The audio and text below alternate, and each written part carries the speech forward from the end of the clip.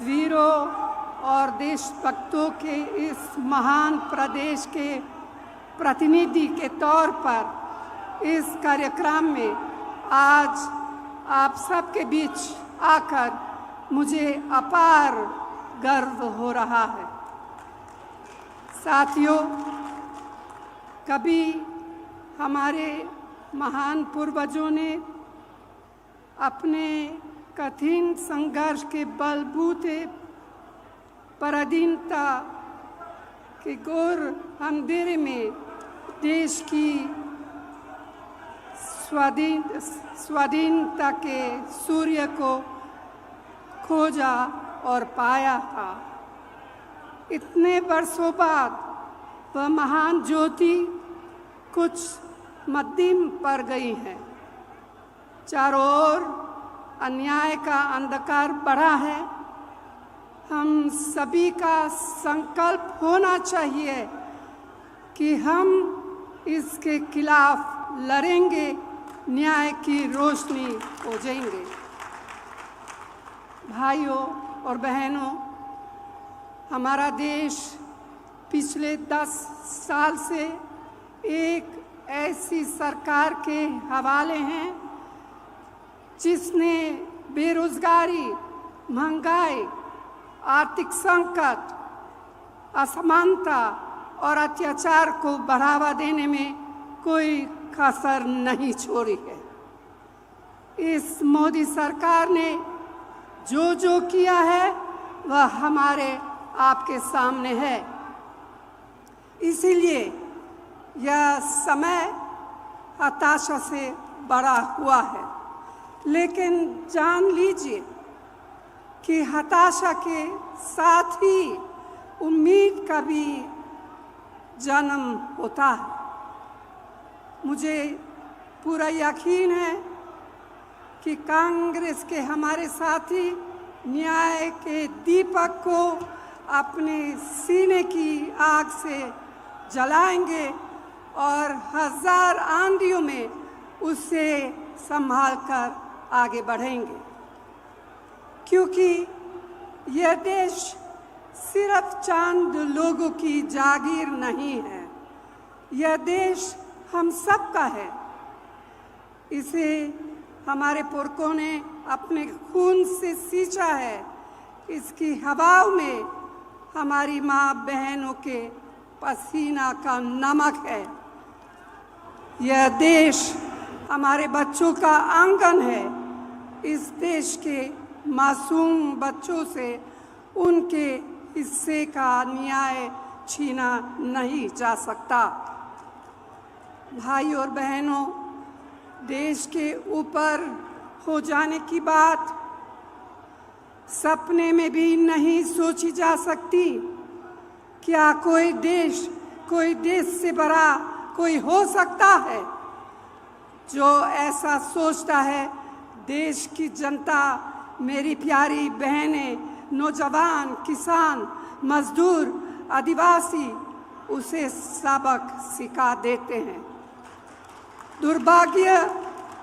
दुर्भाग्य से आज हमारे देश में ऐसे नेता सत्ता में विराजमान हैं। मोदी जी खुद को महान मानकर देश और लोकतंत्र की मर्यादा का चिरहरण कर रहे हैं। विपक्षी नेताओं को डराने, धमकाने, भाजपा में शामिल कराने के लिए तरह तरह के हथकंडे अपनाए जा रहे हैं। तो भाइयों और बहनों, आज हमारे देश का लोकतंत्र खतरे में है। मेहनत से खड़ी की गई लोकतांत्रिक संस्थाओं को राजनीतिक सत्ता का हथियार से बर्बाद किया जा रहा है। यही नहीं, हमारे संविधान को बदलने का षड्यंत्र रचा रहा है। पूरे तंत्र में भय बताया जा रहा है। यह सब क्या है? ये तो तानाशाही है और हम सब इस तानाशाही का जवाब देंगे। आज रोज की कमाई से खाने पीने का सामान तक, जूता पाने, मुश्किल है। मेहनतकश कामगार के परिश्रम का मोल कम होता जा रहा है।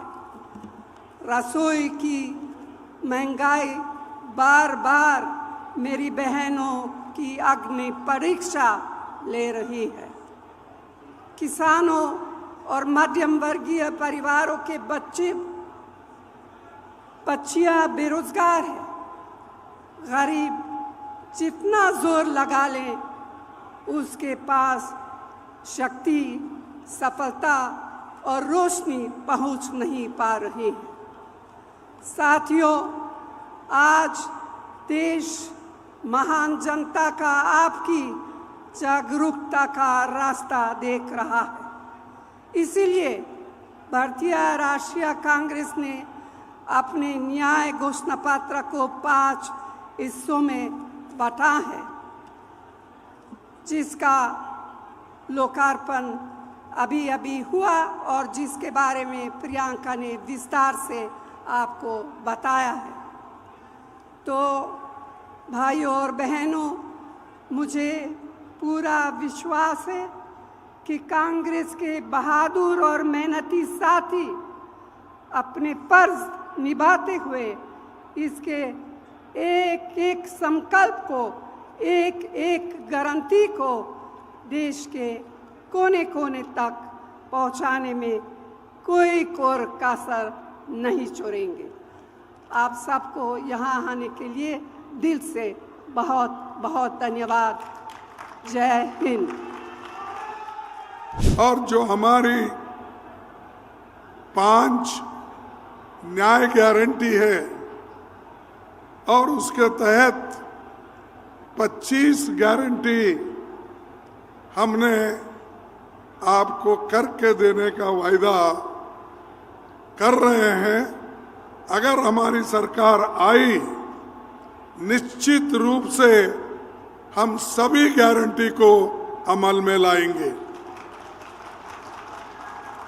हम कभी झूठ बोलने वालों में नहीं हैं।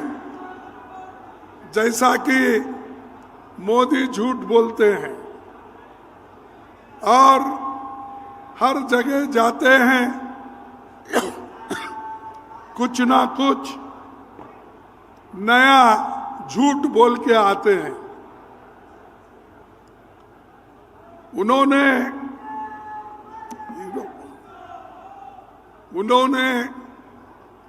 कितने गारंटी हमसे पहले दिए हैं।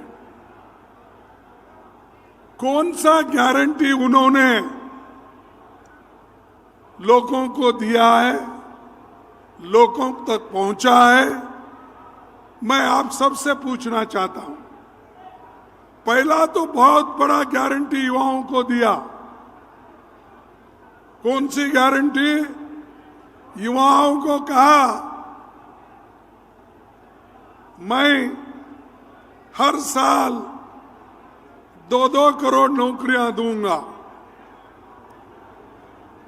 तो 5 साल में, 10 साल में 20 करोड़ नौकरियां देना था।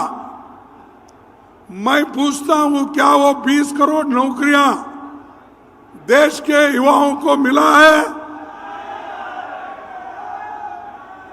अरे मोदी प्रधानमंत्री है, वो कैसा झूठ बोल सकता है?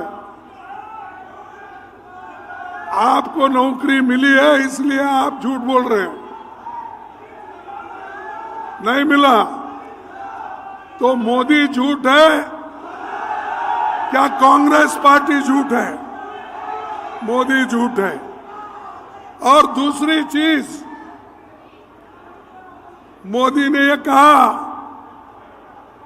बाहर के देशों में कांग्रेस पार्टी के लोग काला धन रखा है, वो काला धन लाकर मैं हर एक को 15-15 लाख दूंगा। दिया 15 लाख। अरे प्रधानमंत्री कैसा झूठ बोलता है भाई? वो हमेशा यही कहते हैं, हरिश्चंद्र के बाद मैं ही पैदा हुआ हूं, तो ये 15 लाख भी आपको नहीं मिले, ठीक है, छोड़ दीजिए। और उन्होंने ये कहा किसानों के लिए उनकी आमदनी दुप्पट कर दूंगा। उस किसानों की आमदनी दुप्पट हो गई है। तीसरा, चौथा, उन्होंने कहा कि एमएसपी रेट हम बढ़ाएंगे किसानों के लिए। क्या उन्होंने किया? अब सब नहीं बोल रहे, बोले तो अब मुझे, उसीलिए मैं हमेशा यही कहता हूं, मोदी जी ये झूठों के सरदार है, झूठ बोलते हैं। और मुझे मालूम नहीं क्यों, किस वजह से वो झूठ बोलते गए। परसों मैं सुना, कल शायद, उन्होंने यहां पर राजस्थान में चूरू में ना, वहां पर एक भाषण दिया। अरे यहां किसानों के मुद्दे बहुत है, किसानों परेशान हैं, हजारों लोग सुसाइड करके मर रहे हैं, उनकी बात छोड़े और यहां आकर कह रहे मैंने 371 को निकाल दिया। अरे भाई, यहां के लोगों से क्या वास्ता है? ठीक है, आप जाके कश्मीर में बोलो, जम्मू में बोलो, लेकिन यहां जो बोल रहे हैं किसान के लिए आपने क्या किया ये बताइए। क्या फर्टिलाइजर के दाम कम कर दिए? क्या डीजल का दाम कम कर दिए? क्या पेट्रोल का दाम कम कर दिए? तो ये सब नहीं करने वाले, उनको आप वोट देंगे? हाथ उठाइए, नहीं देंगे, नहीं देंगे। ठीक है, आप सबको धन्यवाद देता हूं। और राजस्थान के लिए कांग्रेस ने क्या किया? देखिए, इंदिरा गांधी नहर, ये बहुत बड़ा, इससे पूरा राजस्थान का पिक्चर बदल गया। ग्रीन रेवोल्यूशन हुआ, जो लोग बाहर जाते थे, आज इंदिरा गांधी नहर से लोग, किसान खुश हैं। क्या ये मोदी ने किया? चंबल घाटी परियोजना कांग्रेस ने किया, क्या मोदी ने किया? मेवाड़ यूनिवर्सिटी किसने बनाया? कांग्रेस ने बनाया। मेजाबाद भिलवाड़ में हमने बनाया। मोदी का एक जगह तो कोई बांध या कोई डेवलपमेंटल वर्क या कोई दिखे जैसा जनता के फायदे के लिए उन्होंने दिया है। तो ये व्यक्ति सब जगह कहता है मैंने ये किया, मैंने। आजकल सबसे चर्चे में है वो मोदी जी। अब रेलवे लाइन तो पहले ही डाले हुए थे, ब्रिटिश के जमाने से लेकर हमारे पंडित जवाहरलाल नेहरू जी और रेल मंत्री जितने भी कहीं भी रेल डालना था वो तो रेलवे हमने कर दिया था। अब मोदी क्या कर रहे हैं? उस पे एक एक ट्रेन छोड़ना, हरी झंडी बताना। अरे ये तो इंफ्रास्ट्रक्चर हमने किया, उसका क्रेडिट भी आप लेते हो और रेलवे स्टेशन पे जाके ऐसा हिलाते बैठते हैं। तो ये मोदी की देन है। बगैर काम करते हुए, बगैर काम किए क्रेडिट लेने का उनका हमेशा से ये बात है। अब एम्स जोधपुर में आया, किनके काल में आया? एम्स किसके काल में आया? आईआईटी जोधपुर, आईआईएम उदयपुर, बिसलपुर बांध, Maharana Pratap airport, HAL, BL, BHEL, ये सारे चीजें कांग्रेस के जमाने। और मोदी जी कहते हैं देश का विकास हो रहा है और मैं देश के विकास के लिए काम कर रहा हूं।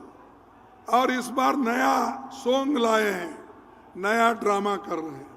क्या कर रहे हैं कि वो कह रहे हैं मोदी की गारंटी, वो पार्टी का नाम भी नहीं बोलते या वो बीजेपी का नाम नहीं बोलते। मोदी है तो मुमकिन है, मोदी है तो एक गारंटी है। मोदी की क्या गारंटी है भाई? मैंने जो गिना था वही गारंटी, नहीं देने का गारंटी, यह मोदी की गारंटी। और ये हर जगह कह रहे हैं मेरी गारंटी। अरे ये गारंटी तो हमारा शब्द है, मोदी ने चुरा लिया, चुरा लेके आज मेरी गारंटी, मेरी गारंटी, मोदी गारंटी बोल रहे। अरे हमने तो हिमाचल में गारंटी दी और प्रियंका जी यहाँ है, उन्होंने खूब मेहनत किया और वहां की सरकार हमारी आई। वो जो गारंटी हमने वहां दिया था उसको हमने लागू किया।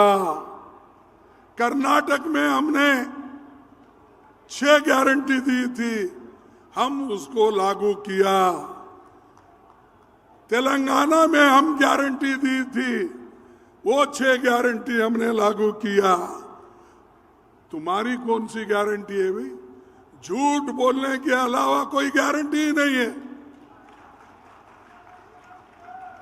उसके बाद मैं ये कहूंगा कि मोदी जी हमेशा लोगों को भ्रमित करते हैं, दिशा भूल करते हैं। आपने इस देश के लिए कुछ भी नहीं किया, फिर भी हर जगह बोलते फिरते हैं कांग्रेस वाले कुछ नहीं किए, 70 साल में कुछ नहीं। अरे भाई हम तो 55 साल थे, 55 साल में क्या किए उसका हिसाब दे रहे हैं। और जयपुर में क्या किए, राजस्थान में क्या किए, इसका हिसाब हम दे रहे हैं। तुम दो ना तुम्हारा हिसाब, तुम क्या किए वो बोलो। बोलने की ताकत उनमें नहीं है, सिर्फ गालियां देने की है। बात उठी तो कांग्रेस को गालियां देना, बात करे तो गांधी फैमिली को गालियां देना। अरे ऐसी गालियां दे के तुम कितने दिन बच जाओगे? एक दिन ऐसा भी आएगा कि तुम जो बातें कर रहे हैं, गद्दी से उतरने के बाद लोग यही सवाल पूछेंगे तुमने देश के लिए क्या किया? ये गालियां आपने दी, ये ले लो तुम्हारे गालियां वापिस। तो ये जो हमेशा अब फॉरेन पॉलिसी उनकी, विदेश नीति में भी उन्होंने हर बार कहा देश मजबूत हुआ। ठीक है, मजबूत भी हुआ। हमारे जमाने में तो इंदिरा गांधी जी पाकिस्तान के 2 टुकड़े करके बांग्लादेश को आजाद कराया। ऐसा कोई उदाहरण है?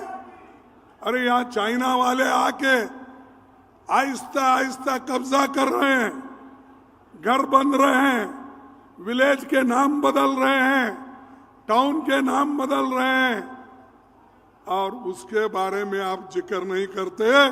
लेकिन आप सिर्फ कि मैं मजबूत हो गया, मेरी 56 इंच की छाती है।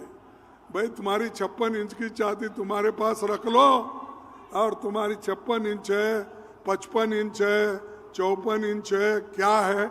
एक आधा टेलर को बुलाएंगे और टेप लगा के देखेंगे और क्या है।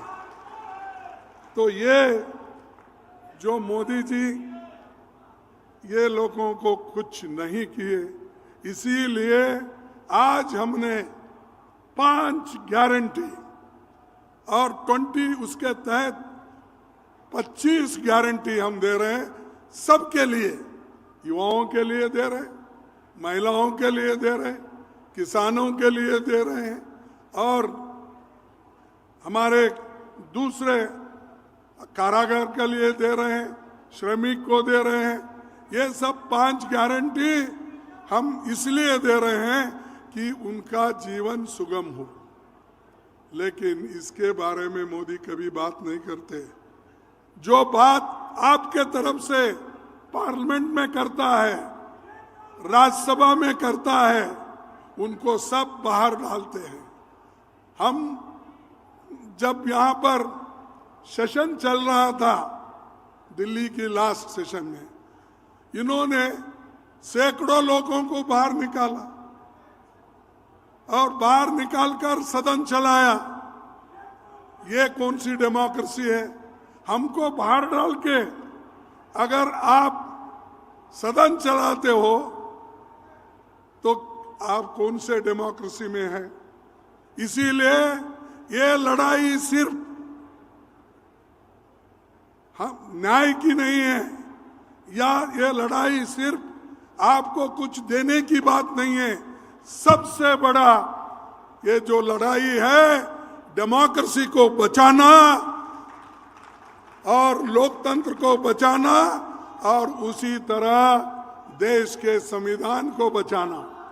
जब तक देश का संविधान सुरक्षित नहीं होगा, किसी को भी कुछ मिलने वाला नहीं है। और मोदी, उनके लोग, आरएसएस के लोग, वो चाहते हैं कि ये जो संविधान है इसको निकालें। उनके बहुत से एमपी, उनके बहुत से लीडर्स हर जगह भाषण देते हैं कि बीजेपी को आप, मोदी जी को आप 2/3 मेजॉरिटी दो, इस देश का संविधान हम बदल के देंगे। क्या आप बदलना चाहते हैं?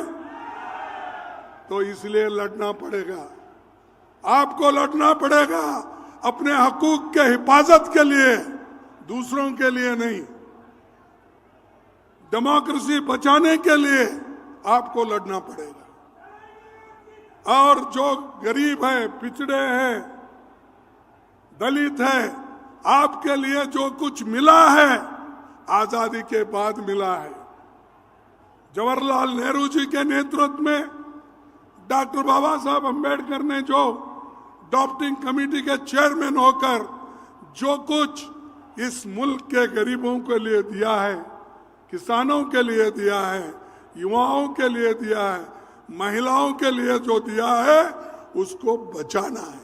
ये लड़ाई है, ये मेन मुद्दा है। इस लड़ाई को आप कामयाब कीजिए, आपके साथ हम हैं। और कोई कितने मोदी आने दो जाने दो, अगर तुम मजबूत हो तो कोई इस देश में डेमोक्रेसी को मिटा नहीं सकता, संविधान को निकाल नहीं सकता। इस आपकी ताकत की जरूरत है, आपकी सपोर्ट की जरूरत है। इसीलिए मैं आपसे निवेदन करता हूं कि आपका सपोर्ट आने वाले 2024 में दो।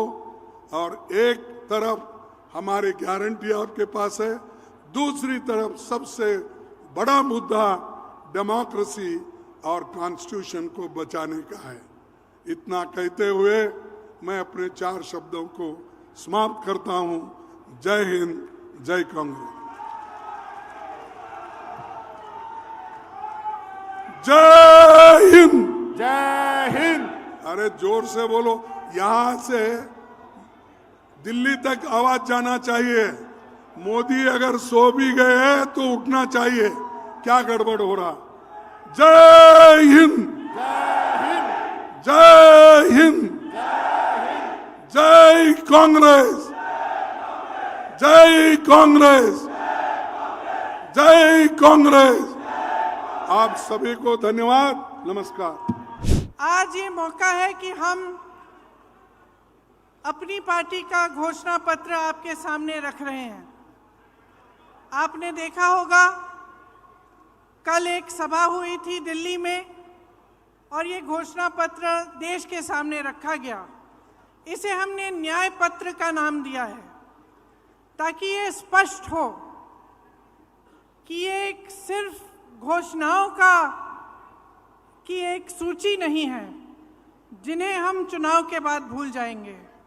ये एक संघर्ष की आवाज़ है, इस देश की आवाज़ है जो आज न्याय मांग रही है।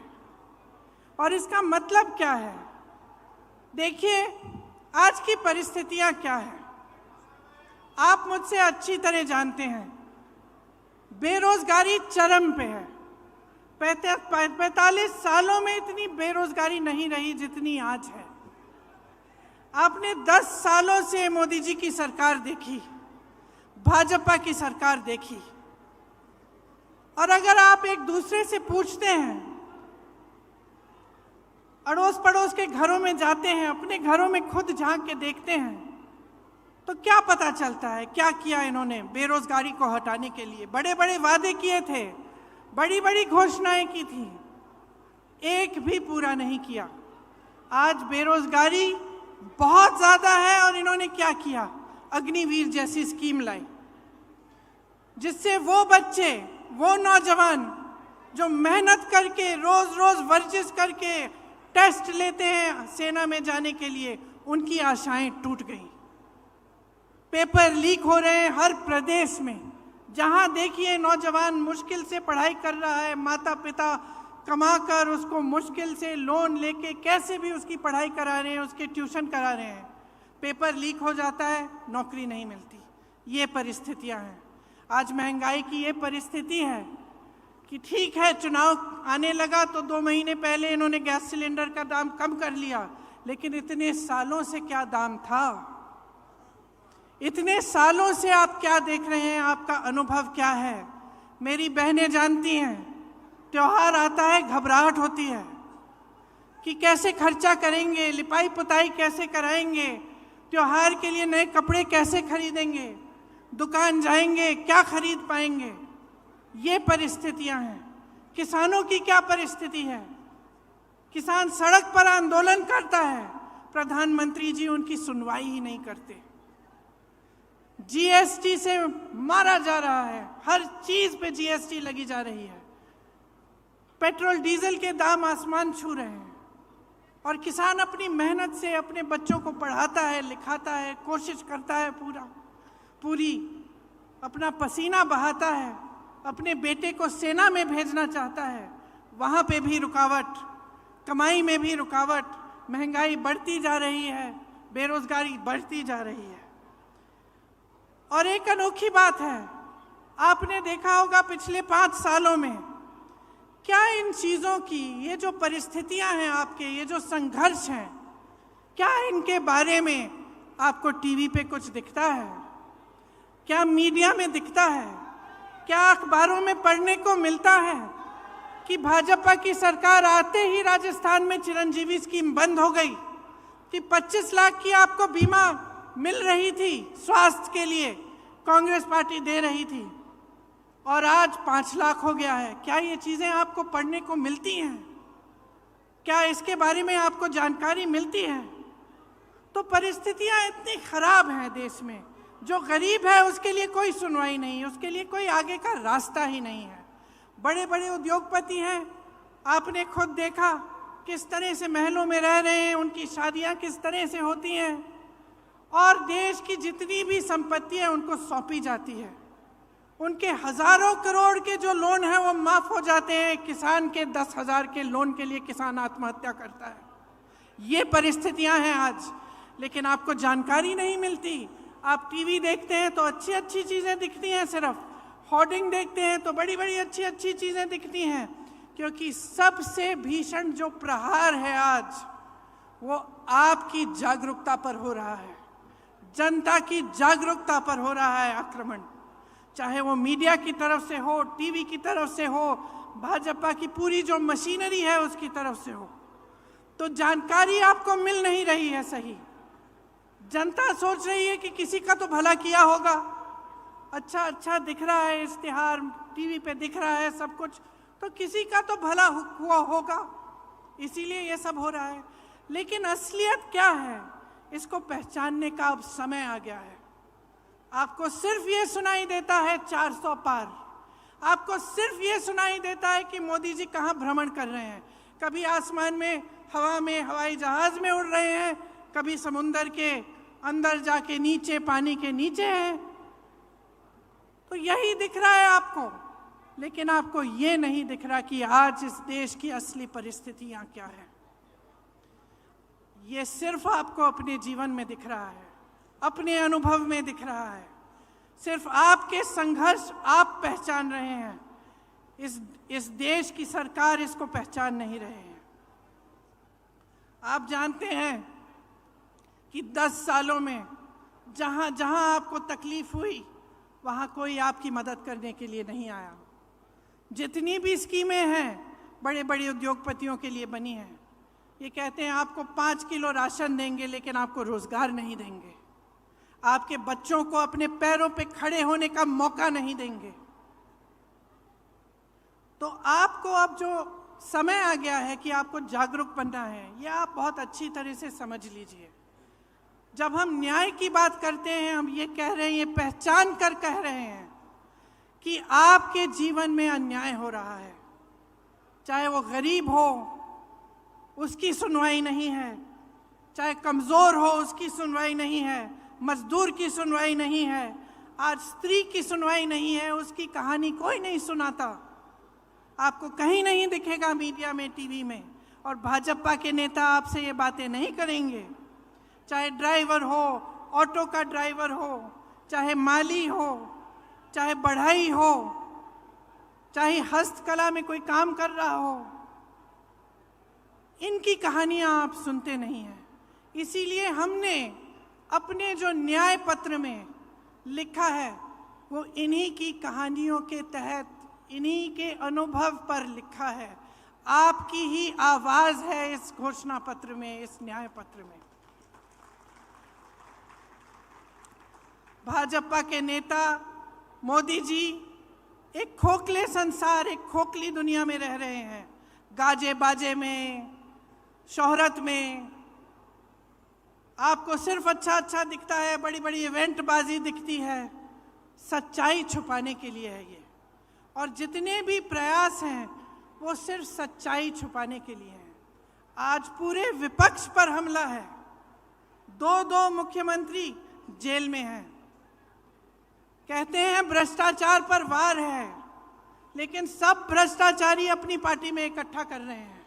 सारी पार्टियों के जितने भ्रष्टाचारी हैं उनको सब न्योता देके, वो निमंत्रण देके ले रहे हैं, और अचानक उनकी पार्टी में जाते ही स्वच्छ हो जाते हैं, कोई उनके बारे में सवाल नहीं उठाता। तो ये बहाना है, ये पूरा बहाना है कि इनकी दुनिया सक्षम रहे, बड़े बड़े उद्योगपतियों की, इनकी, और वो भी गिने चुने उद्योगपति हैं, सारे उद्योगपति नहीं हैं। बहुत सारे ऐसे उद्योगपति हैं जो देश के लिए दिन रात काम करते हैं, जो रोजगार बनाते हैं। इनके जो गिने चुने मित्र हैं उनको सारी संपत्ति सौंपी जा रही है। ये उन दूसरे उद्योगपतियों के साथ भी अन्याय है। तो ये पूरी जो परिस्थितियां हैं देश की, इनको समझने की बहुत खास जरूरत है। आज जो आप वोट डालने जा रहे हैं, वो वोट इस देश के लोकतंत्र को बचाने के लिए जा रहा है। अब ये बात आपने बहुत सुनी होगी, और कभी कभी आप पूछते भी होंगे कि भाई कैसे हमारा लोकतंत्र असुरक्षित कैसे है। तो ये असुरक्षित इसलिए है क्योंकि जितनी भी ऐसी संस्थानें हैं और जो बड़ी बड़ी इंस्टीट्यूशंस हैं जो लोकतंत्र को बचाने के लिए हैं, उनको कमज़ोर किया गया है, उनका गलत तरह से इस्तेमाल हो रहा है। आज ये नौबत आ गई है कि जनता को ईवीएम पे भी भरोसा नहीं है। जनता ये भी नहीं जानती कि अगर वोट डालेंगे तो क्या हमारा वोट सही तरह से डलेगा कि नहीं।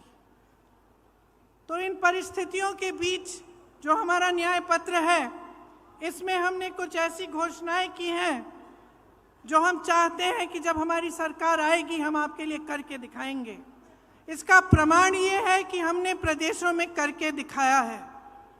जिन प्रदेशों में हमारी सरकार रही उनमें राजस्थान भी था। आपने देखा कि राजस्थान में किस तरह से जो स्कीम लागू करवाई थी, और जैसे मैंने कहा चिरंजीवी जैसी स्कीमें जिससे आपको पूरी तरह से स्वास्थ्य की सुविधाएं मिलती थी। तो हमारे न्याय पत्र में किसानों के लिए 5 गारंटी हैं। एमएसपी को हम कानून बनाएंगे, गहलोत जी ने भी आपको बताया। स्थायी कृषि ऋण माफी का आयोग बनेगा, मतलब एक स्थायी आयोग होगा, और आपके जो ऋण हैं, जो छोटे किसानों के जो ऋण हैं जो आपके माफ नहीं होते हैं, उसके लिए वहां सुनवाई होगी। फसलों का नुकसान होने पर 30 दिनों में सीधे बैंक खाते में भुगतान होगा। नई कृषि की आयात निर्यात की नीति बनेगी, और कृषि में इस्तेमाल जितने भी आप सामान इस्तेमाल करते हैं कृषि में, वो जीएसटी से माफ होंगे। ये बहुत बड़ी चीज़ है, इससे आपको बहुत राहत मिलेगी। मैंने बेरोजगारी की बात की। युवाओं के लिए केंद्र में 30 लाख जो खाली पद भरे हैं, पड़े हैं, उन्हें भारी करने का काम हमारी सरकार करेगी। हर परिवार में जो पहली नौकरी है वो पक्की मिलेगी, और स्नातक पास को 1 लाख रुपए मिलेंगे। ये जो पेपर लीक होते रहते हैं जिससे आपका बहुत नुकसान होता है, और पढ़े लिखे बच्चे बेरोजगार बैठे रहते हैं, उसके समाधान के लिए एक नया कानून बनाया जाएगा। सख्ती से जो ऐसे काम कराएंगे, सख्ती से उन पर कार्रवाई होगी, और एक जॉब कैलेंडर बनेगा जिसमें जो नियुक्ति के जो डेट हैं, जो इम्तिहान के डेट हैं, रिजल्ट के डेट हैं, वो पहले से बताए जाएंगे। जो लोग गिग इकोनॉमी में काम करते हैं, गिग इकोनॉमी मतलब जैसे शहरों में आप जो डिलीवरी वाले युवा हैं जो डिलीवरी करते हैं, इस तरह की जो नौकरियां हैं, इनको सामाजिक सुरक्षा मिलेगी। और एक 5,000 करोड़ रुपए का फंड बनेगा युवाओं के लिए, ताकि युवा जब अपने कारोबार शुरू करना चाहें तो उनको लोन मिलेगा और उनको पैसे दिलवाए जाएंगे। महिलाओं के लिए खास हमने कुछ सोचा है कि हर जो गरीब महिला है उसे सालाना 1 लाख रुपए सरकार से मिलेंगे। केंद्र में जो नई भर्तियां हैं उनमें से 50% महिलाओं को दी जाएंगी। आशा, आंगनवाड़ी, मिड डे मील वेतन में केंद्र का योगदान 2 गुना होगा, और हर पंचायत में एक अधिकार मैत्री होगी जो महिलाओं को अपने अधिकारों के बारे में बताएगी। कामकाजी महिलाओं के लिए हॉस्टल होने चाहिए, देश में काफ़ी नहीं है, उनकी जो संख्या है उसको 2 गुना किया जाएगा, और हर ज़िले में कम से कम एक ऐसा हॉस्टल होगा। आदिवासी भाई बहनों के लिए भी हमने गारंटी किया है कि वन अधिकार अधिनियम लागू किया जाएगा, और एक स्पेशल बजट, स्पेशल प्लान बनाया जाएगा। भूमि अधिग्रहण कानून में जो संशोधन किए गए थे वो वापस लिए जाएंगे, और राज्यों में पैसा के अनुसार कानून लागू किए जाएंगे, जिससे जहां आदिवासियों की आबादी ज़्यादा है वे अनुसूचित क्षेत्र घोषित किए जाएंगे। 1 साल के अंदर अंदर जितनी भी FRA के क्लेम हैं उनका निपटान किया जाएगा, और लघु वन उपज जो है उनको भी MSP के दायरे में लाया जाएगा। श्रमिकों के लिए हमने कुछ सोचा है कि उनके स्वास्थ्य के अधिकार की कानूनी गारंटी देना चाहते हैं। जांच से इलाज तक पूरी सेहत की देखभाल की सुविधाएं उनको मिलनी चाहिए, और राष्ट्रीय न्यूनतम मजदूरी 400 रुपये प्रतिदिन की गारंटी हम करेंगे। और शहरी क्षेत्रों के लिए रोजगार गारंटी का कानून लागू होगा, जिस तरह से ये कानून गांव में लागू होता है। देखिए, ये हम न्याय की गारंटी दे रहे हैं आपको। हम लोकतंत्र की रक्षा करेंगे, हमारे पूर्वजों ने इस लोकतंत्र को बनाने के लिए अपना खून बहाया है। इसी कांग्रेस पार्टी ने, जिसके आप मेरे कार्यकर्ता भाई बहन यहाँ बैठे हैं, इसी कांग्रेस पार्टी ने इस देश के स्वतंत्रता संग्राम को बनाया और उसमें अपना तमाम नेताओं ने जान दी, जीवन दिया और इस देश का निर्माण किया है। मैं सिर्फ एक आग्रह करना चाहती हूँ अपने कार्यकर्ता भाई बहनों से और ख़ास तौर से इस देश की जनता से, इस देश के एक एक नागरिक से ये मेरा आग्रह है, इस चुनाव को आप अपने मुद्दों पर लड़वाइए। जो आपके जीवन का अनुभव है वही सत्य है, वही सच्चाई है। जो आपको दिखाई दे रहा है टीवी पे, इश्तिहारों पे, होर्डिंग्स पे, ये सच्चाई नहीं है। जो ये मोदी जी ने इवेंट बाजी बना रखी है, गाजा बाजा, ये सब जो लोग सोचते हैं कि धर्म के नाम पर, जाति के नाम पर या आपका ध्यान कहीं और आकर्षित करके गद्दी पर सुरक्षित रहेंगे, उनको सच्चाई दिखाइए। क्योंकि जब तक आप अपने अनुभव पर उतरकर अपना वोट नहीं देंगे, जब तक आप अपनी सच्चाई, अपने सत्य, अपने अनुभव के आधार पर इस देश के निर्माण को नहीं करवाएंगे, तब तक ये हालात बदलेंगे नहीं। और हम ये हालात बदलना चाहते हैं, हम आपके हालात बदलना चाहते हैं। हम चाहते हैं कि आप अपने पैरों पे खड़े हों, कि सब सुविधाएं आपको मिलें, कि देश की सारी संपत्ति आपके हाथों में जाए।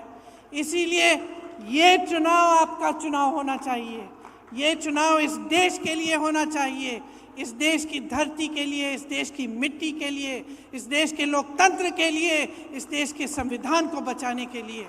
और मेरी पूरी उम्मीद है कि इसी आधार पर आपका वोट जाएगा।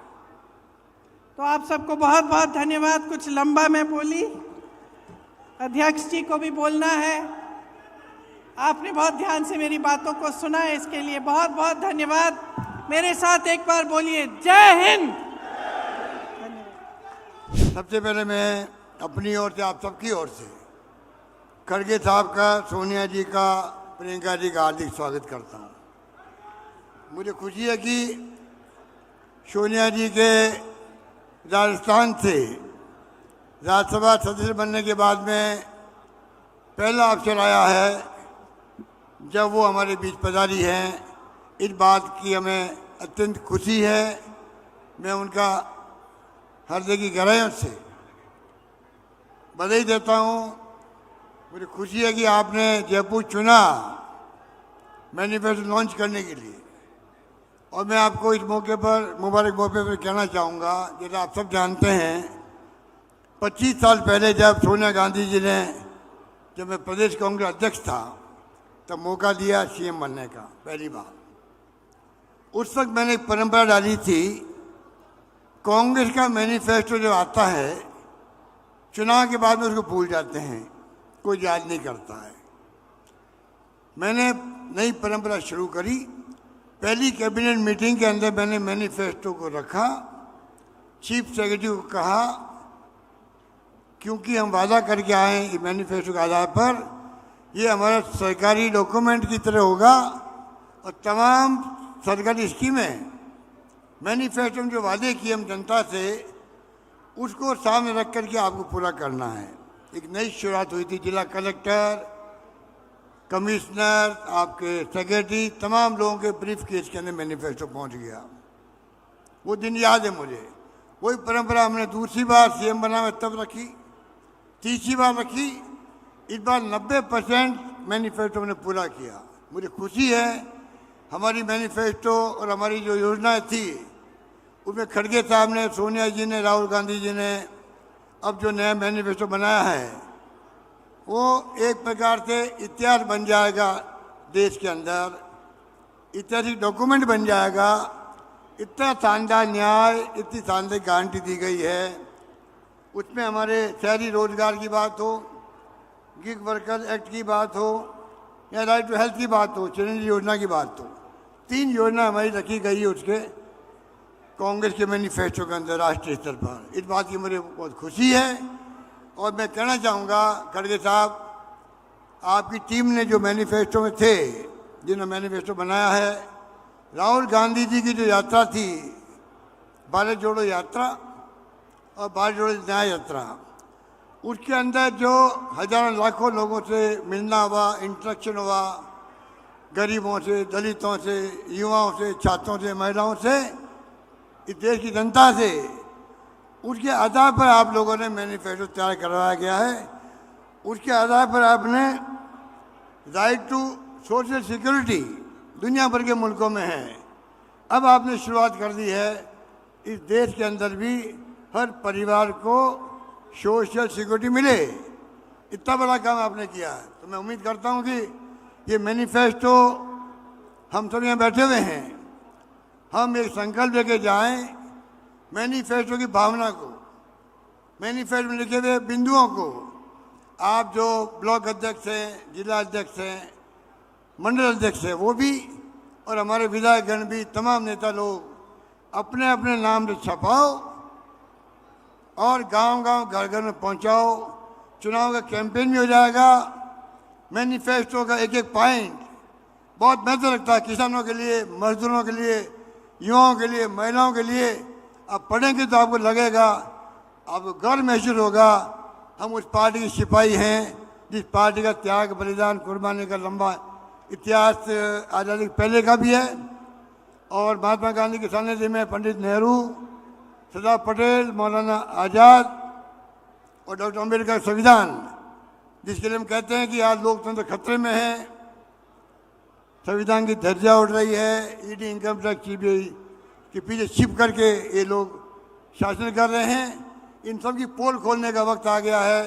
यही बात कहता हूँ मैं आप सब पधारों में आह्वान करूँगा कि कृपा करके आने का मकसद तभी पूरा होगा तो मैनिफेस्टो की भावना को आप लोग घर घर पहुँचाएंगे।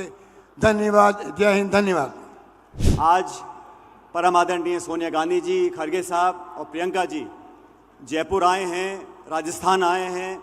मैं एक बार पुनः अपनी तरफ से और आप सबकी तरफ से इनका बहुत बहुत स्वागत करता हूं और धन्यवाद देना चाहता हूं कि आज जो हमारा घोषणा पत्र, जिसको कल हम लोगों ने दिल्ली में मुख्यालय पर औपचारिक रूप से जनता को प्रस्तुत किया था, आज जयपुर के माध्यम से पूरे देश भर में जन जन तक हमारा घोषणा पत्र लोगों तक पहुंचे, इस इरादे को लेकर यहाँ पर आए हैं। आप सभी जानते हो, इस चुनाव के अंदर ये चुनाव एक व्यक्ति नहीं लड़ रहा, ये चुनाव एक दल नहीं लड़ रहा, ये चुनाव दो विचारधाराओं का है।